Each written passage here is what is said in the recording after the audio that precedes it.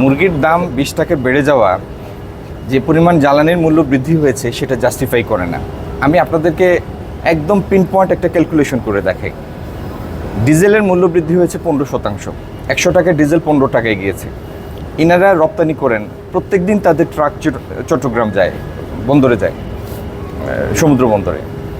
আপনি যদি এখান থেকে চট্টগ্রামে যে ট্রাকটা যাবে, আমি যদি ধরে নেই দূরত্ব হচ্ছে 200 কিলোমিটার, 200 কিলোমিটার পণ্য পরিবহনের জন্য একটা ট্রাকের ডিজেল লাগে কম বেশি 30 লিটার।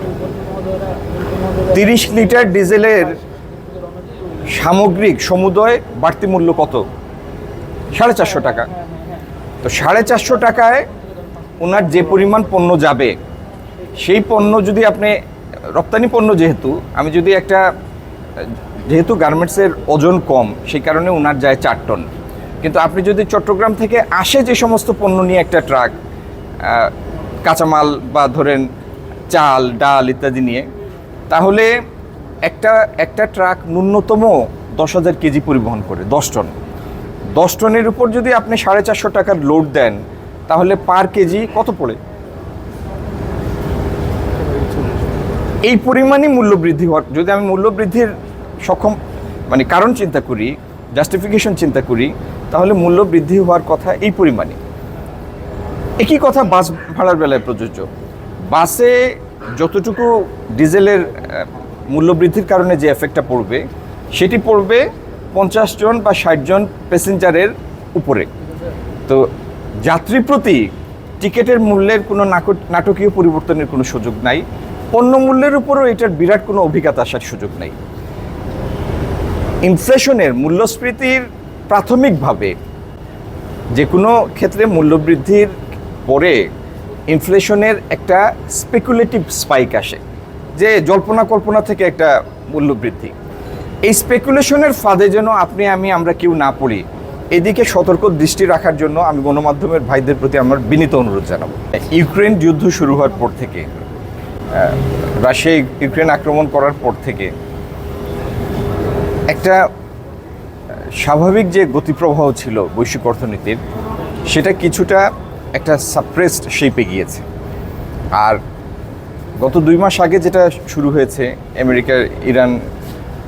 আমেরিকা এবং ইসরায়েল কর্তৃক ইরান আক্রমণের পরে, আপনারা দেখেছেন যে বৈশ্বিক নৌপথের একটা অংশ তো কার্যত বন্ধ, এবং জ্বালানি তেলের মূল্য, পেট্রোলিয়ামজাত পণ্যের মূল্য বিপুলভাবে বৃদ্ধি পেয়েছে।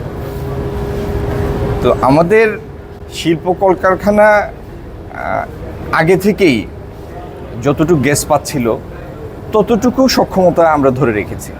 এখানে একটা জিনিস বুঝতে হবে, আমরা যদি পুরো দেশটির পুরো প্রয়োজন মেটাতে চাই, তাহলে 4000 থেকে 4300 MMCFD গ্যাসের প্রয়োজন।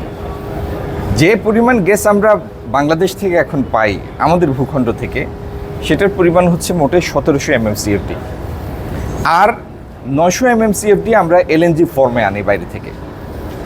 LNG তো লিকুইড, সেটা যখন আপনি পাইপলাইনে দিবেন, তার আগে এটাকে গ্যাসিফাই করতে হবে, তরল থেকে আবার গ্যাস ফর্মে নিয়ে আসতে হয়। সেটার জন্য যে জাহাজে এটা সম্পাদিত হয়, এরকম FSRO আমাদের কাছে আছে 2টা, এবং সেই 2টার সম্মিলিত ক্ষমতা হচ্ছে 935 MMCFD। সরকার যদি এখন চায়ও যে আমি LNG আমদানির পরিমাণ বাড়িয়ে দিব, দ্বিগুণ করব, আমাদের সেই আর্থিক সক্ষমতা আছে, কিন্তু প্রযুক্তিগত সমাধানটা এই মুহূর্তে আমাদের কাছে নাই। কারণ রিগ্যাসিফিকেশন ইউনিট যেটা FSRO, সেটা এই 2টাই। সেজন্য আগামী দিনে জ্বালানি মন্ত্রণালয় পদক্ষেপ নিয়েছে, জ্বালানি মন্ত্রণালয় উদ্যোগ নিচ্ছে, সরকার উদ্যোগ নিচ্ছে আগামী দিনে ল্যান্ড বেসড FSRO করার জন্য, যাতে এই রিগ্যাসিফিকেশনের সক্ষমতা আমাদের বাড়ে। আর ভবিষ্যতে বাংলাদেশ তার জ্বালানি নিরাপত্তার জন্য LNGর স্টোরেজ ফ্যাসিলিটি তৈরি করবে, তাহলে হঠাৎ করে বৈশ্বিক মূল্যের উল্লম্ফনও আমাদের সেইভাবে অভিঘাত দেবে না। তো এই জন্য ওই সক্ষমতা অর্জন পর্যন্ত ইচ্ছা করলেও আমরা নাটকীয়ভাবে এটা বৃদ্ধি করতে পারবো না।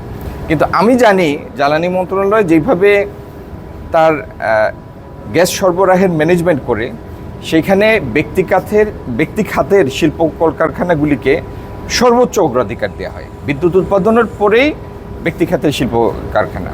তো সেই জন্য জ্বালানির কারণে যে উৎপাদন ব্যাহত হয়ে রপ্তানি কমে গিয়েছে, ব্যাপারটা এমন না। রপ্তানির বৈশ্বিক একটা মৃদু ভাব, সেটিও এটার একটা বড় নিয়ামক কারণ। আর আগামী দিনে যারা নতুন বিনিয়োগ করবেন তাদের প্রতি আমাদের আহ্বান থাকবে, আপনাদের তো আমাদের সবারই সময় উপযোগী স্ট্র্যাটেজি নিতে হবে, কলাকৌশল নিতে হবে। সেই জন্য আমরা ফুয়েল ইন্টেন্সিভ ফ্যাক্টরির দিকে না গিয়ে লেস ফুয়েল ইন্টেন্সিভ ফ্যাক্টরির দিকে মন দিব। সেরকম বিনিয়োগের পর্যাপ্ত সুযোগ আছে, সেগুলি আকৃষ্ট করার চেষ্টা করব। আচ্ছা, যে ফ্যাক্টরিতে দাঁড়িয়ে আছি আগে তাদের কথা বলি। বর্ণালী কালেকশন, বর্ণালী কালেকশনের ব্যবস্থাপনা পরিচালক আমিনুর সাহেব আমার ডান দিকে আছেন। এটি একটা সাকসেস স্টোরি। তার বাৎসরিক রপ্তানি, তার পুরো সব প্রতিষ্ঠান মিলে প্রায় 35 মিলিয়নের মতো, মানে 400 কোটি টাকার উপরে। আর যে ফ্যাক্টরিতে আমরা দাঁড়িয়ে আছি এখান থেকেই তিনি বাৎসরিক 12 মিলিয়ন এক্সপোর্ট করেন, $12 মিলিয়ন সমপরিমাণ এক্সপোর্ট করেন। এটি বিটিএমসির চেয়ারম্যান ব্রিগেডিয়ার জাহিদ আমার বাম দিকে দাঁড়িয়ে আছেন, আর পাট সচিব, আর আমাদের পাট ও বস্ত্র মন্ত্রণালয়ের মাননীয় প্রতিমন্ত্রী মহোদয় আমাদের শরীফুল আলম সাহেব আছেন।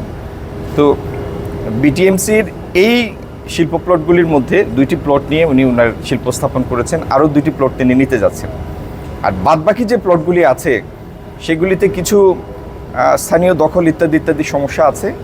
এই সমস্যাগুলি আগামী দিনে তড়িৎ সমাধান করে প্রত্যেকটি শিল্প প্লটে আমরা বিনিয়োগের ব্যবস্থা করব ইনশাল্লাহ। আমি আপনাকে দিন তারিখ মাস ধরে দিচ্ছি না, কিন্তু আবার যেদিন আপনাদের সাথে আমাদের কথা হবে ইনশাল্লাহ এখানে নাটকীয় পরিবর্তন দেখব। প্রথম কথা হচ্ছে